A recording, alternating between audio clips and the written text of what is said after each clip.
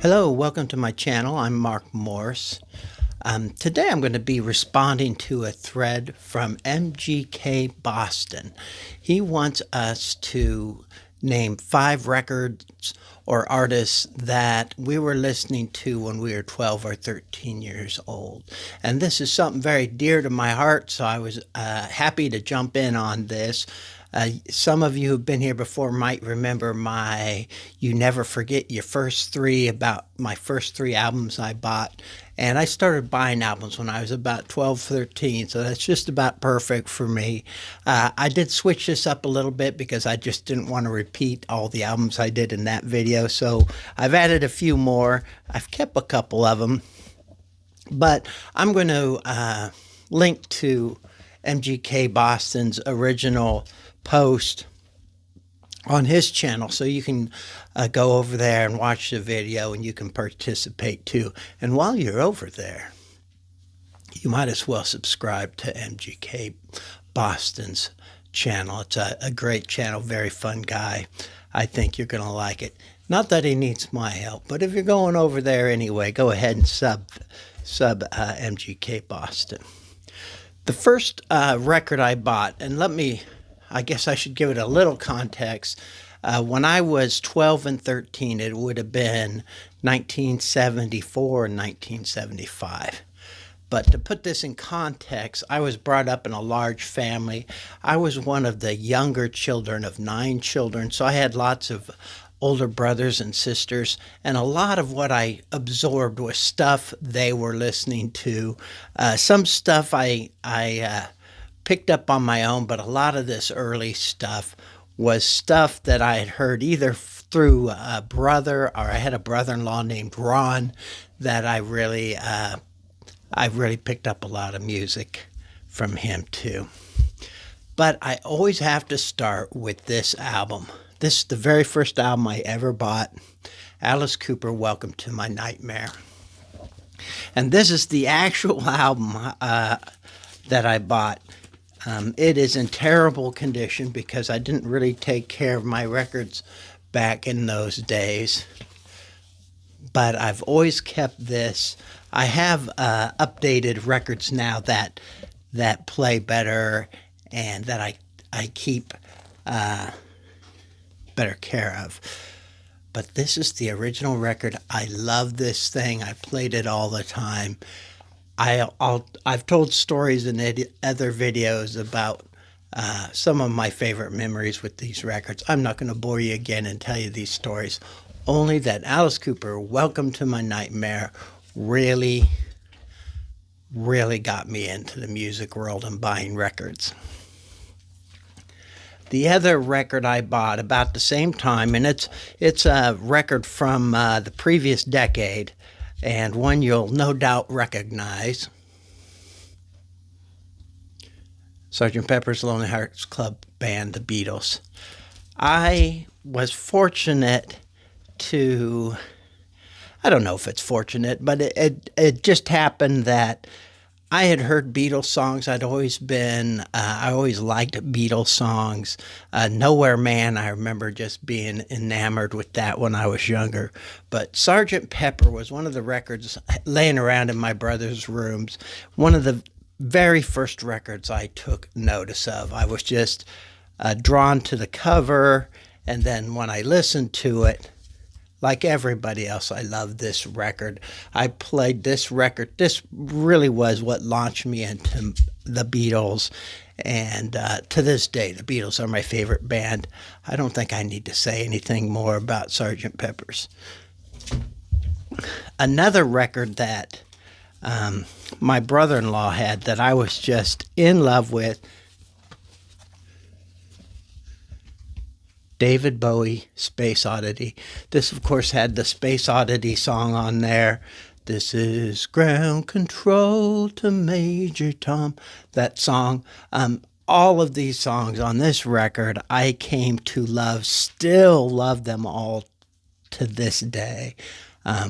Unwashed and Somewhat Slightly Dazed, Janine, The Wild-Eyed Boy from Free Cloud, Memory of a Free Festival. Love this record. love this record, and it launched me into a David Bowie obsession I'm still graced to have today. In another video, I talked about a Simon and Garfunkel album, The Sounds of Silence. So this one, I wanted to talk about Bookends. This was a record that my brothers had. I'm not sure which one, but this was always around. Had an amazing impact on my life. It was just a great record. Punky's Dilemma, I thought was funny. At the Zoo, Mrs. Robinson, of course, is on here. There's a thing where Art Garfunkel went out and recorded the voices of old people that kind of freaked me out when I was younger. Anyway, this was a record I definitely listened to a lot and still love to this day. It's crazy how these first records that I fell in love with are records and bands that kept with me throughout my entire life. So I'm going to be 62 this year. These are still records that I still love to listen to and I still love to talk about. This record, Crosby, Stills, Nash and Young, Four-Way Street. It was one of the first live albums I'd ever heard. In another video, I talk about Time Fades Away by Neil Young, which I loved. I kind of picked up taste from my brothers, but I really came to love that album. But this was another amazing record. I can't get it out of the plastic. There's some really great songs on here, so I got it out of the plastic. This album really had an amazing influence on me. Double record live. Songs like Cowgirl in the Sand, Don't Let It Bring You Down, 49 Bye-Byes with America's Children, that Stephen Stills poem he kind of inserted in there, which is For What It's Worth, basically, but a much punchier version. Love the One You're With, which I thought was funny at the time. Again, On the Way Home, Teach Your Children, Chicago. Just love these songs. And then the second disc, Long Time Gone, Southern Man, Ohio, Carry On, Find the Cost of Freedom. Just some amazing songs. So that was the fifth record.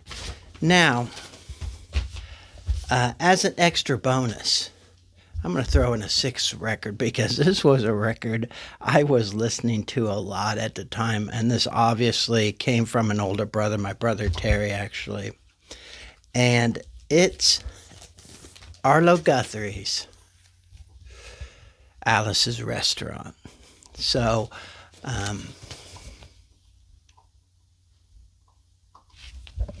I'm sure most of you have heard the Alice's Restaurant Massacre song, 18 minutes, 20 seconds long. The song on side 2, though, I remember my brother would play it all the time and sing along with it, was the Motorcycle song. And I don't know if you guys remember the Motorcycle song, but it's a pretty funny song. Let me do a little bit of it for you. I don't want a pickle. I just want to ride on my motorcycle. You can kind of guess the tone of that song. But anyway, this was a real fun record. It obviously was from an earlier time, but it was something I listened to then. This is also special to me because in my small Iowa town, there was a record store known as Looney Tunes. It was a record store slash head shop. I was shocked recently to find that a lot of younger people, when I say head shop, they don't know what I mean. And it was just where you'd buy paraphernalia for like bongs and pot pipes, that kind of thing. Now I think they call them smoke shops, and instead of calling them bongs, they call them water pipes. They get around the legality of selling paraphernalia. At least that's how it is in Iowa. I'm sure other states, they don't have those kind of restrictions. But this was a real fun album. I thought I'd throw it in mainly because it had that Looney Tunes sticker on there. This cost $4 at the time, and just a real fun record that I used to listen to. So those are my records. I do want to mention I work at a nonprofit where we deal with kids who've been removed from their homes for one reason or the other. But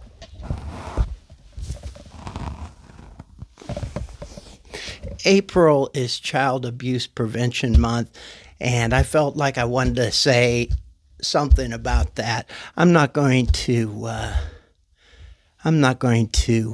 take the fun off of this video with a big speech on this, but I'll probably talk about this later on this month. I work with children.